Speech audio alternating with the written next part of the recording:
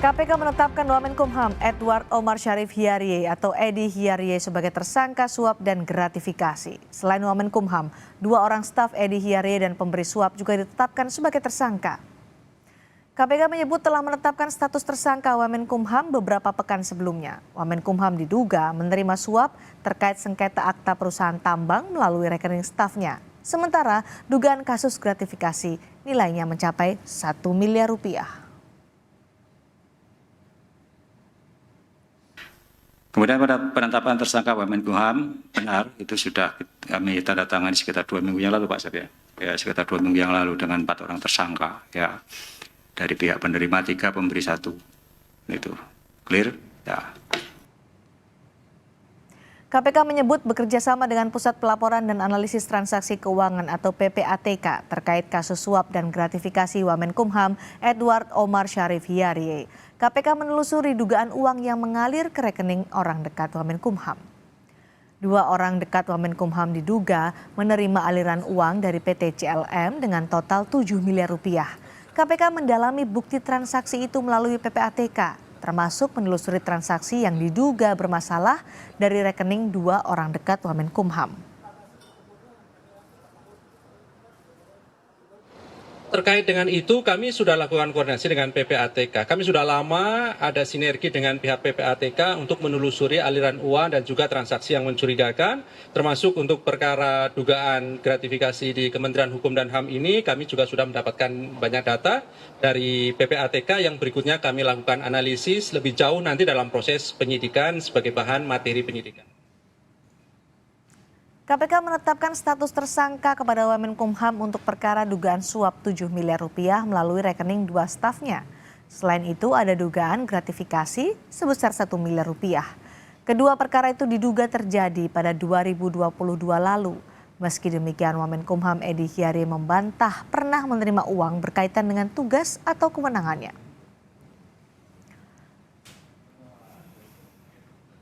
Lalu bagaimana praktik suap dan gratifikasi bisa dibuktikan KPK dalam perkara suap dan gratifikasi yang menyeret Wamenkumham? Analisisnya akan kami bahas bersama peneliti ICW Kurnia Ramadana.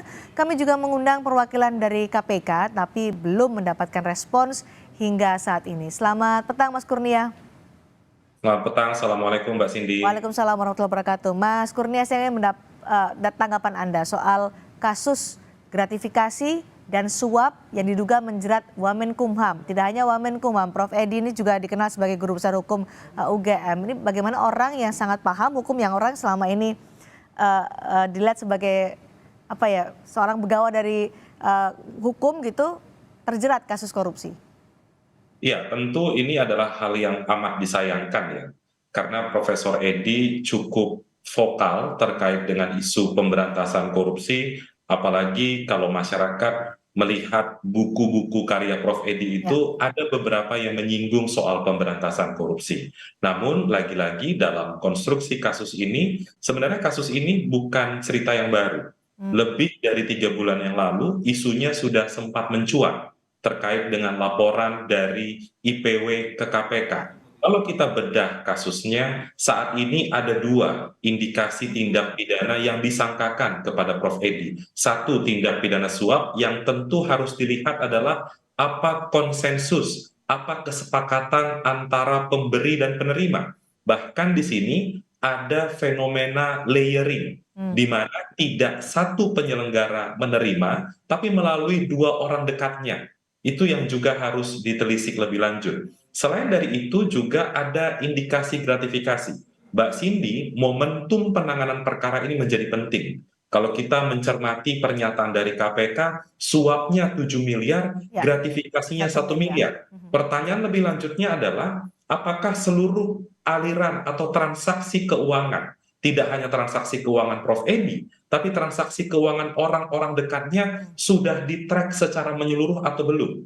Ini menggunakan delik tindak pidana korupsi gratifikasi, sehingga ketika Prof. Edi resmi menjadi penyelenggara negara, maka seluruh transaksi yang bersangkutan maupun orang dekatnya itu bisa di-track oleh PPATK. Apa kuncinya? Apakah transaksi itu mencurigakan atau tidak? Wajar atau tidak dengan penghasilan Prof. Edi? Maka dari itu ketika tidak wajar, itu merupakan bukti untuk menguatkan sangkaan Oke. gratifikasi. Apalagi jika gratifikasi dan suap itu sudah beralih bentuk, sudah berubah bentuk. Ketika Pencucian itu uang terjadi, artinya menurut Anda? maka bisa dijerat dengan Undang-Undang 8 2010 atau Undang-Undang Pencucian Uang. Demikian Mbak Cindy. Oke, Anda melihat juga bukti-bukti yang dimiliki oleh KPK sangat kuat sehingga bisa menetapkan Wamenkumham Prof. Edi Hiarie sebagai tersangka dalam kasus ini. Karena fenomena kasus seperti ini bukan kali pertama terjadi. Ketika ada koordinasi antara penegak hukum dengan PPATK dan ada delik gratifikasi di sana, biasanya itu sudah kuat. Apalagi ketika sudah menetapkan tersangka, berarti KPK telah memiliki dua bukti permulaan yang cukup. Saya rasa Prof. Edi juga memahami soal itu, apalagi sudah dikirimkan SPDP, surat perintah dimulainya penyidikan oleh KPK. Dan ini yang menjadi penting karena proses penegakan hukumnya sudah naik di penyidikan, sudah ada tersangkanya, maka ICW menghimbau tidak ada pihak-pihak yang berupaya untuk menghalang-halangi proses hukum. Bahkan jika dibutuhkan, KPK bisa melakukan sejumlah hal, Mbak Cindy. Bisa melakukan pencegahan ke luar negeri terhadap Prof. Edi atau orang-orang lain. Bahkan bisa melakukan upaya paksa, misalnya berupa penangkapan dan penahanan. Saya rasa alasan belum diperiksa di tingkat penyidikan itu bukan alasan hukum, karena pada dasarnya untuk menetapkan seseorang sebagai tersangka adalah keterpenuhan dua alat bukti atau yang lazim disebut bukti permulaan yang cukup. Tapi Demikian. apakah Anda melihat KPK lama mengumumkan tersangka dalam kasus ini meskipun gelar perkara sudah dilakukan dan Ali Fikri juga sempat menyebut kasus ini sudah naik ke tahap penyidikan. Anda melihat ada yang janggal?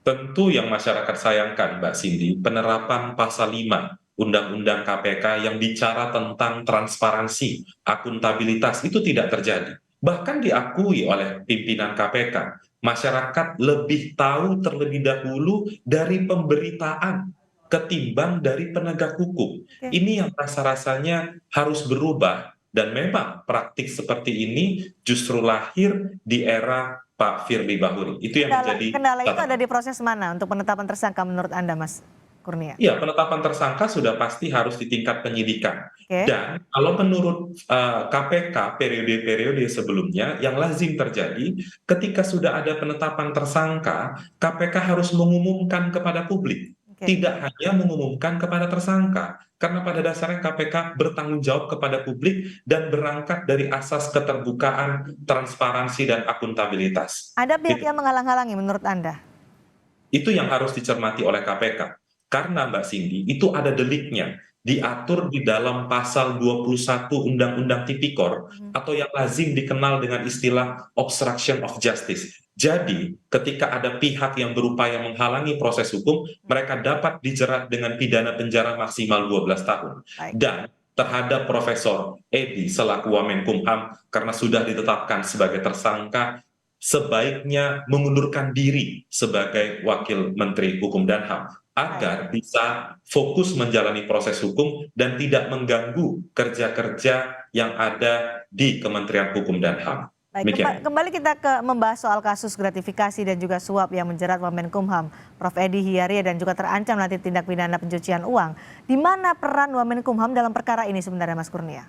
Ya, kalau kita membaca dari sejumlah pemberitaan yang sudah ramai mengabarkan praktik ini, ada seseorang yang memiliki perusahaan Ya. memberikan dana kepada Prof. Edi melalui dua orang dekatnya sejumlah miliaran rupiah. Kemudian Prof. Edi diduga membantu kepengurusan keperdataan perusahaan itu. Ya. Dan di sana ketika ada kesepakatan di antara keduanya, atau tidak usah kesepakatan tapi saling mengetahui. Ketika saling mengetahui, pemberian itu diberikan kepada orang dekat Prof. Edi yang berujung pada pemberian kepada Prof. Edi, di sana sudah dapat dijerat dengan tindak pidana suap. Jadi kewenangan sebagai Wakil Menteri Hukum dan HAM untuk mengurusi keperdataan suatu korporasi di Sulawesi Selatan, rasa-rasanya itu yang saat ini sedang disidik oleh Komisi Pemberantasan Korupsi. Dengan jabatannya sebagai Wamenkumham, apakah itu akan memperberat hukuman nanti? Iya, mestinya ada satu pasal di Kitab Undang-Undang Hukum Pidana ketika seorang pejabat publik dijerat penegakan hukum, apalagi tindak pidana korupsi harusnya dijadikan alasan pemberat. Itu yang ada di KUHP dan sangat mungkin Oke. untuk diterapkan kepada Profesor Edy Omar Syarif Hiraij. Baik, dalam pernyataannya tadi Prof. Edy bilang ketika disampaikan sebagai tersangka kasus korupsi di KPK, Prof. Edy membantahnya dengan mengatakan tadi sudah disebutkan oleh Mas Kurnia juga belum mendapatkan sprindik ataupun SPDP yang dianggap Mas Kurnia itu bukan alasan yang tepat. Jika demikian dengan ada bantahan seperti itu, lalu apa yang harus dilakukan KPK untuk proses hukum selanjutnya? Iya, saya rasa itu alasan yang sering kali kita dengar dari orang-orang yang ditetapkan tersangka oleh KPK. Kami rasa itu bukan jadi soal. Dan memang upaya hukum perlawanan itu disediakan di Kitab Undang-Undang Hukum Acara Pidana. Ketika Prof. Edy tidak sepakat dengan penetapan tersangka, silahkan tempuh pra-peradilan. Dan jalur pra-peradilan itu sama sekali tidak mengganggu proses penegakan hukum material di KPK. Apa yang harus dilakukan oleh KPK sekarang, Mbak Cindy? KPK harus segera misalnya melengkapi, menguatkan bukti-bukti dengan memanggil misalnya Profesor Edy Omar Syarif Hiraij sebagai tersangka. Ketika ada alasan subjektif penyidik, satu, khawatir yang bersangkutan melarikan diri, mengulangi tindak pidana, menghancurkan bukti, maka Prof. Edy dapat dilakukan penahanan. Itu, Mbak Cindy. Dan Prof. Edy lebih bijak mundur dari jabatannya sebagai Wamenkumham gitu ya? Benar sekali. Baik, terkait dengan kasus ini sudah ada 2 orang dekat Prof. Edy yang juga dijadikan tersangka. Siapa lagi dan akan menjadi pintu masuk kemana lagi nih kasus ini Mas Kurnia untuk lebih luasnya lagi? Iya, itu yang harus ditelusuri lebih lanjut terkait dengan delik gratifikasi. Karena Mbak Cindy, delik gratifikasi di dalam pasal 12 huruf B besar Undang-Undang Tindak Pidana Korupsi itu disebutkan pemberian dalam arti luas. Maka dari itu ketika pemberian itu masuk ke rekening Prof. Edy atau ke rekening orang sekitar Prof. Edy, maka yang harus dilihat adalah kesesuaian dengan pendapatan mereka. Misalnya, ketika Prof. Edy digaji 20 juta rupiah per bulan, tiba-tiba masuk 2 miliar, 3 miliar. Tentu itu yang harus dibuktikan oleh Prof. Edy nanti, karena Mbak Cindy, yang menarik kalau menggunakan delik gratifikasi, ada mekanisme pembuktian terbalik di persidangan. Nanti terdakwa akan membuktikan apakah perolehan ini dapat dibuktikan atau tidak dari perolehan yang wajar. Ketika tidak dapat dibuktikan, maka harta tersebut dapat dirampas untuk negara. Itu menariknya kalau mengkombinasikan suap dan juga gratifikasi. Apalagi sudah melibatkan PPATK, seharusnya mudah ya untuk membuktikan ini ya? Tidak sulit lagi karena PPATK punya catatan lengkap dan bisa menelusuri bukan follow the suspect. Pendekatan PPATK adalah follow the money. Mereka akan mengikuti aliran uang ini kemana, sehingga nanti laporan tersebut diperkuat oleh penyidik KPK untuk mencari perbuatan melawan hukumnya. Ketika itu terpenuhi, clear saya rasa delik gratifikasi dapat disangkakan kepada mereka. Baik, terima kasih Mas Kurnia Ramadana, peneliti dari ICW. Kita lihat bagaimana nanti kasus ini berjalan dan berproses di Komisi Pemberantasan Korupsi. Sekali lagi terima kasih Mas Kurnia Ramadana sudah bergabung di Sapa Indonesia Malam.